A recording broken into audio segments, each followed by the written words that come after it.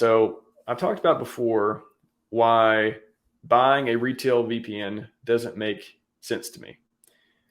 I've never had the urge to buy retail VPN. I've only used VPNs for either traveling, where I need to, censorship resistance. Like I need to look like I'm coming from somewhere else to, maybe I'm in a country that's, has certain stuff locked down and I want to, watch Netflix or whatever it is. Use a VPN for that. I've used a VPN to connect to a corporate network. So, you connect your computer via VPN to a corporate network. And now it's as if your computer is sitting there at the office. You connect to the network, you have access to network resources, secure tunnel, all that good stuff. So if you buy a retail VPN, NordVPN, whatever, all that stuff, I'm not picking them out in particular, but that's like one of the more popular ones. The only reason I could think you would want the only feature they provide that's of any real value, in my opinion, and I'm being generous, is it changes your IP address. It gives you nice little buttons to click to change your IP, and maybe they have like fast VPN servers and stuff like that. But otherwise, why don't you use a proxy server? And I'll show you like all the free proxy servers you can use. Why don't you use Tor? I know Tor is slow. I guess that's the reason a lot of people don't use it. But why don't you do stuff like that? Why are you paying, $10, $20, $30 a month for a VPN? I don't currently understand it. Again, being a security professional, I don't understand why anyone would do that. And I thought this article went through it pretty well.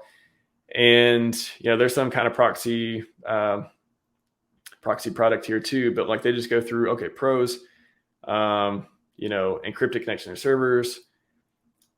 Honestly, it doesn't really matter that much, the encrypted connection. If you're using the encrypted connection VPN servers use, that's like, you're not getting much more out of that than what you're using HTTPS, which is what every site uses these days since the Snowden revelations of 2010 or 2011.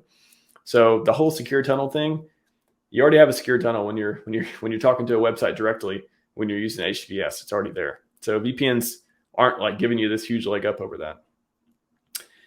And then cons, let's see. Yeah, they're owned by private companies. A lot of times they say, oh, there's no logs and, all this stuff. That you're giving them your data in a lot of ways. You're letting them look at a lot of stuff websites you're going to and stuff. So if you want to trust some VPN company with that, and now if they get hacked, there goes your data too. So what else they talk about? Yeah, there we go. Malware and phishing attacks are likely inordinately greater threats to security. That's what I've said a million times. You're not going to get hacked by showing your IP address to another computer or another person. You're going to get hacked by out-of-date browser, by clicking on some phishing link with malware, giving your password to someone, blah, blah, blah, all that stuff. VPNs are not protecting you against the things that are going to get you hacked the most. Yeah, I love the way they put it here. They really talk about it. Like I'd like to have them on the show to talk about this too. It's they say many people irrelevant. Like VPNs, that's a great way to put it. They're irrelevant for you not getting hacked. They're not going to protect you from getting hacked. They're very irrelevant. Just use a proxy server, which is free, or just use Tor, which is free. There we go. VPN alternatives. Tor. It's like a super proxy. Like it's just slow, but it's like a very, that's what people use in their authoritarian countries to try to evade, stuff. So well audited, there's still a tax on it like anything else, but it's free. You don't need to pay for a monthly thing. Proxies. If you just want to hide your IP address, just use a proxy server. Just use Tor. If you just Google for free proxy server, this one came up, and I think it's pretty good. God, go away! I don't care. And they list you, how to do this. If you want to look at you can install Foxy Proxy or some other extension to use the proxy server to make it really easy, or you can use it by default. The browser has all this stuff that makes it easy too. But these are all free proxy servers you can use to hide your IP address. So if your reason for keeping your VPN subscription is I like to hide my IP address. This is a free solution right here. Use proxy servers or use Tor. Go to, what is it? Tor.onion, or let's see, just type in Tor. Yeah, torproject.org. Free. Just hide your IP address for free. Is it slower than VPNs? Maybe. I would say that some of these proxy servers can probably compete with it, though. Might be able to. Different countries. You want to come from France? Boom. There you go. There's your French one. And then let's see. Mozilla had an article. I'll wrap up with here in a second with this. Yeah, it's another great article. Why should you post this in here?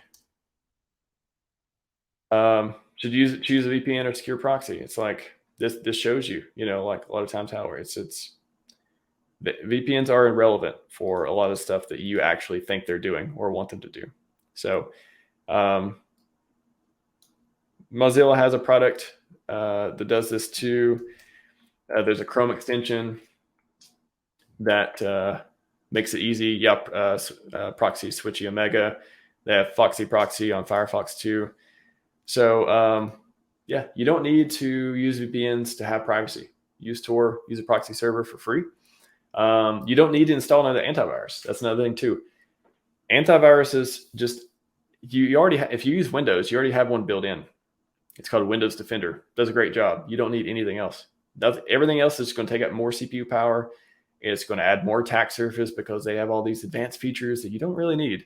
Windows Defender, there's a lot of smart people at Microsoft that produce a great antivirus for the last 10 years. And it's built in. You don't have to worry about it. Just use that. And on Mac, they have a lot of cool security features. And there's basically, very, very little low amount of viruses or malware that's even targeting Mac. So again, you're less targeted if you use a Mac. And Linux, malware and stuff it's not really a thing nearly as much because of the market share, right? Everything's about market share. Windows, 99% of people use Windows. 99% of malware targets Windows. 1% of people use Mac. 1% of malware targets Mac. Don't want to be a target? Use Mac. Yeah, there's even examples of antiviruses getting exploited too. So I talked about adding attack surface. You're adding more complex software that's parsing every kind of file that can come across your computer. It's bound to have security vulnerabilities. Like antiviruses have security vulnerabilities. They do. And here's one that's literally like, it's a couple years old, but Bitdefender had one that was RCE, a critical vulnerability. You go to any website and you're running Bitdefender, a certain version, they could compromise your computer. You don't need to install antivirus. Like if you're running Windows, my native security advice would be don't install any other antivirus. Just use Windows Defender, make sure it's up to date and stuff, which they do a pretty good job of forcing updates anyways these days. And you don't need a VPN. Just use Tor, just use a proxy. There's your security alpha from someone who, I'm very confident in my advice. I'll say that. I have lots of experience. I have nothing against VPNs. I just think if you use them at home, I don't get why. If you use them for traveling, censorship resistance, whatever, cool. If you use them for working from home, totally makes sense. If you use them at home to protect yourself from IP, in my opinion, you're just wasting your money.